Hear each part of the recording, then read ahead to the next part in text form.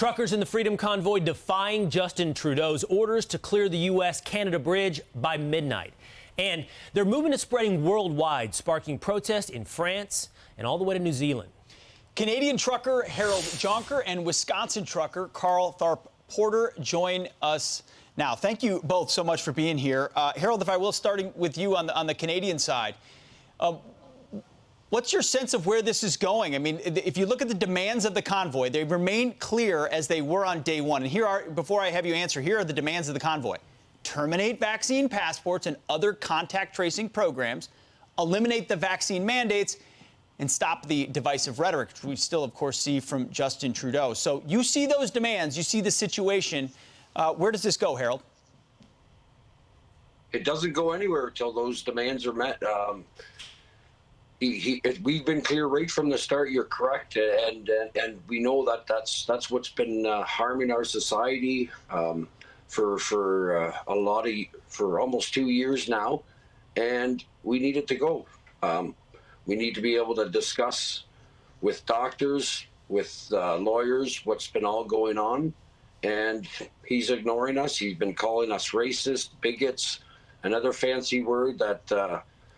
I can't remember exactly how to say it, but yeah, we're firm on what we're doing here in Ottawa, and I do want the world to understand that the convoys that have been set up at the borders, they're not organized by the Freedom Convoy here in Ottawa.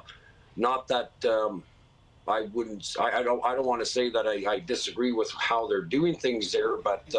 They are a separate organization, and it's I think the support we're getting from convoys that have started around the world has been humbling and mind-boggling. But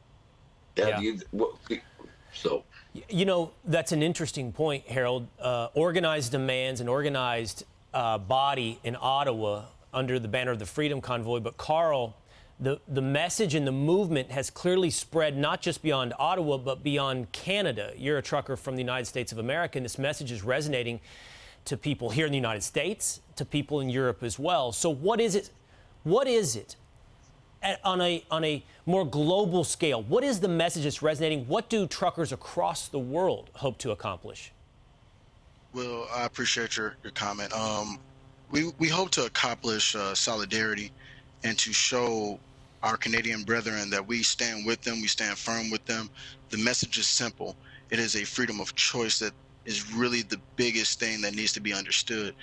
To be misheard or not heard at all is by far one of the worst things that you can do to a people as a whole. And I think once you take that ownership as far as being the leader of your country and to actually show some type of care, some type of empathy to them, you will get the side of the people to actually go along smoother. This is a peaceful protest.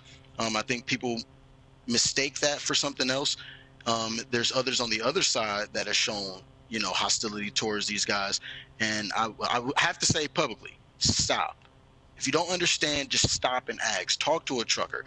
We are the ones that help put food on these tables. We help run America. We run Canada. We do this day in and day out, man. We go away from our families, our friends, and we help out the countries that need the biggest support with these products. This is not the time to shun us. This is the time to hear us. So we say Freedom Convoy 2022, America supports you. All right, that's all I'm going to say to you Canadians out there. We support you. Carl, really well said. Let me stick with you real quick. Do you believe there'll be an American convoy, and would you be a part of it? I've heard rumblings. And I'm down for whatever. I'm an American through and through. I understand that it's God, country, and family. So anything that's going to object to my freedoms, I'm going to go against that. I go against tyranny of government, and I'm here to stand firm with anybody that is looking for freedom. Like I said, I appreciate choice. And Will, I want to say I'm proud of you, man, because I've seen you from your rise from ESPN. I've seen you on your rise, and you've always been well well outspoken, and I just want to say keep doing what you're doing, and thank you, Fox News, for having me on. Oh, Carl, and thank you, Harold, appreciate it. for also talking to me. You're right, brother. We appreciate that. I appreciate that. I'm sure Harold appreciates that as well, Carl. We'll talk more, hopefully. Harold, let me end with you. How do you see this playing out? If you look at the situation on the ground in Ottawa, how does it end? Does Trudeau meet your demands? Does he bring in more force to break up the protest? How does it end, Harold?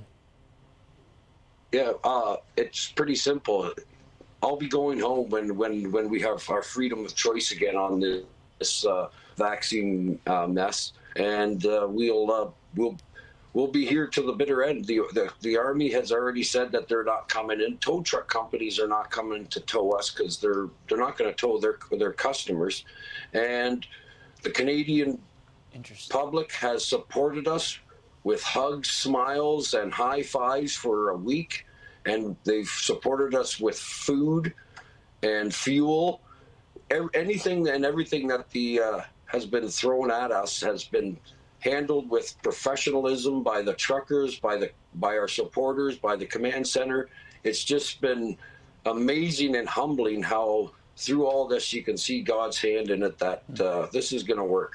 We're not going home till the mandates and the lockdowns are gone. Harold, you know this, but you're standing up on behalf of millions and speaking for millions, and we're grateful for that. And it's a powerful movement that could move to America and certainly has moved around the world. Carl Tharp-Porter and Harold Jonker, more than just truckers, although reminding us how important truckers are in our lives as well. God bless you both. Thanks, Thank fellas. you so much. Be well. Thank you.